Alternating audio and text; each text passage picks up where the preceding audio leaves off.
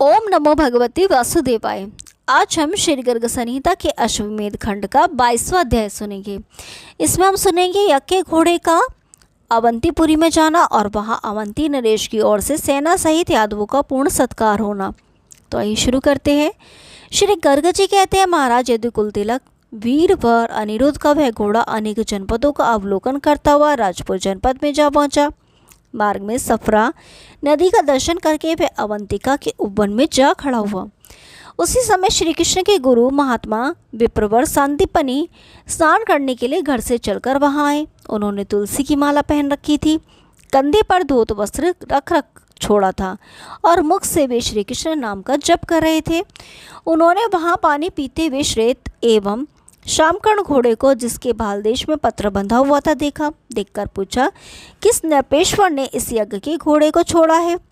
नरेश्वर वह राजकुमार बिंदु को स्नान करते देख उन्हें घोड़े के विषय में जानकारी प्राप्त करने के लिए जाकर प्रेरित किया। महाराज, तब राजा धीर देवी की वीर पुत्र बिंदु ने अन्य बहुत से वीरों के साथ जाकर सहसा उस घोड़े को पकड़ा और उसका भली भांति निरीक्षण करके लौटकर गुरु सांदीपनि को प्रणाम करके उसके विषय में बताया। तत्पश्चात गुरु के आदेश से प्रसन्न हो राजकुमार घोड़ा लेकर आए और हर्षपूर्वक गुरु जी को दिखलाने लगे। सांदीपनि ने भाल पत्र पढ़कर प्रसन्नतापूर्वक राजा को बताया। सांदीपनि बोले, राजन, इसे राजा उग्रसेन का घोड़ा समझो। प्रद्युम्न कुमार अनिरुद्ध इसकी रक्षा में आए हैं। ये अश्व अपने इच्छानुसार घूमता हुआ यहाँ तक आ गया है। अब अनिरुद्ध भी यहाँ आएंगे। उनके साथ और भी बहुत से युद्धशाली यादव वीर पधारेंगे। घोड़े का निरीक्षण करते हुए तुम्हारी बहन मित्रविंदा के पुत्र भी आएंगे। तुम्हें यहाँ श्री कृष्णचंद्र के सभी पुत्रों का आदर सत्कार करना चाहिए। मेरे कहने से तुम युद्ध का विचार छोड़कर घोड़ा उन्हें लौटा देना। गुरु का यह कथन सुनकर धनुधर शूरवीर राजकुमार वहां चुप रह गया। उसका मन घोड़े को पकड़ ले जाने का था। उसी समय यादव सेना का कोलाहल सुनाई पड़ा, जो समस्त लोगों के मान का मर्दन करने वाला था। दुंदुभियों का महानाद, धनुषों की टंकार, हाथियों का चित्कार, घोड़ों की हिनहिनाहट, रथों का षड़त्कार, वीरों की गर्जना तथा शतघ्नियों का महानाद, इन सब का तुम शब्द समस्त लोगों के लिए भयदायक था। उसे सुनकर राजकुमार बिंदु को बड़ा विस्मय हुआ। इतने में ही रथियों, हाथियों और घोड़ों के साथ भोजवृष्णि, अंधक, मधु, शूरसेन तथा दहानवंश के समस्त यादव वहां आ पहुँचे। वे सेना की धूलि से आकाश को व्याप्त तथा पैरों की धमक से पृथ्वी को कंपित करते हुए आए और सबके सब पूछने लगे, यज्ञ का घोड़ा कौन ले गया, कहाँ गया? उस समय समस्त अन्वेषकों ने पुष्प वाले वृक्षों से व्याप्त अत्यंत अद्भुत उपवन में चामर बंधे हुए घोड़े को देखा, जिसे राजकुमार बिंदु ने अनायास ही पकड़ लिया था। यह देखकर सबने अनिरुद्ध के निकट जाकर इसकी सूचना दी। सूचना पाकर धर्मज्ञ अनिरुद्ध विस्मित हुए। उन्होंने हंसते हुए बिंदु के पास उद्धव जी को भेजा। महाराज, उस समय अवंतीपुरी में महान कोलाहल छा गया। वहाँ एकत्र हुई भयंकर सेना को देखकर सब लोग भयभीत हो उठे थे।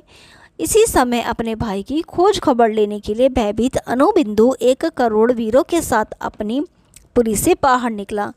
वह दुग्ध राशि के समान धवल एवं भाल पत्र से युक्त यज्ञ संबंधी अश्व को वहां अपने भाई के द्वारा पकड़ा गया देख उसे मना करता हुआ बोला।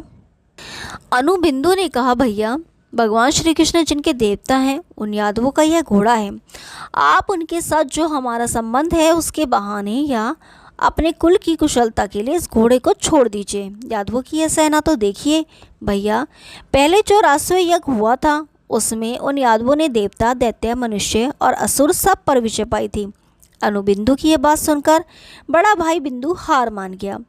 उसने घोड़े पर चढ़कर आए हुए उद्धव जी से कहा। बिंदु बोला, मंत्री प्रवर, मैंने मित्रों के साथ मिलन के लिए घोड़े को पकड़ रखा है, अतः आप सब लोगों को निमंत्रित किया जाता है। आज आप लोग यहीं ठहरे। राजन यह सुनकर उद्धव बिंदु की सराहना करके बड़े प्रसन्न हुए और अनिरुद्ध के निकट जाकर उन्होंने सब समाचार बताया। नरेश्वर, उद्धव जी का कथन सुनकर अनिरुद्ध का मन प्रसन्न हो गया। उन्होंने सेना सहित अवंतीपुरी में क्षिप्रा नदी के तट पर पड़ाव डाल दिया।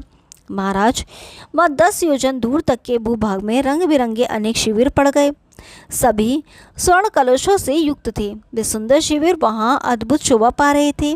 राजकुमार बिंदु ने वहां आए हुए सब लोगों का भक्ष्य, भोज्य, लेह और चोष्य, इन चारों प्रकार के भोजनों द्वारा आतिथ्य सत्कार किया। इसी तरह अवंती नरेश ने सेनावर्ती पशुओं को भी घात पात और अन्न आदि प्रदान किए। उन्होंने वृष्णिवंशी वीरों का इस प्रकार स्वागत सत्कार किया। राजा देवी, उनके पति तथा दोनों राजकुमार सबके सब श्री हरि के समस्त पुत्रों को देखकर बड़े प्रसन्न हुए। तदंतर रात में प्रद्युम्न पुत्र अनिरुद्ध ने अपने बाबा के गुरु सांदीपनि मुनि को बुलाकर उनके चरणों में प्रणाम किया।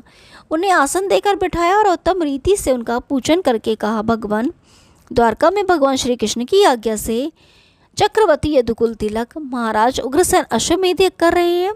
ब्राह्मण मुनि श्रेष्ठ, आप मुझ पर कृपा करके उस श्रेष्ठ युद्ध में अपने पुत्र सहित अवश्य पधारे। अनिरुद्ध का यह वचन सुनकर श्री कृष्ण दर्शन के अभिलाषी सांदीपनि मुनि ने वहां चलने का निश्चय किया। ओम नमो भगवती वासुदेवाय। कल 23वां अध्याय सुनेंगे, तब तक के लिए नमस्कार।